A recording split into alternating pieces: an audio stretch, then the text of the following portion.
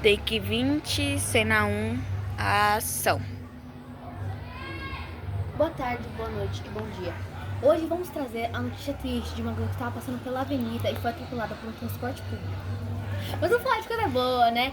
Os docinhos da Dona Maria estão fazendo tanto sucesso. Daqui a pouco voltamos com mais informações. Boa tarde, bom dia, boa noite. Estou na cidade mais amada desse universo, a cidade da Dona Maria, que tem aquele açaizinho, uma delícia, aquele salgado e aqueles docinhos que só ela sabe fazer. Bom, já voltamos com mais informações sobre o caso da menina que foi atropelada no semáforo. Voltamos já com Ana Laísa. Bom, gente, para finalizar o jornal aqui, eu tô dando um bom dia, uma boa tarde e uma boa noite abençoado para vocês e tô deixando as informações aí no vídeo. Beijinhos e até o próximo vídeo.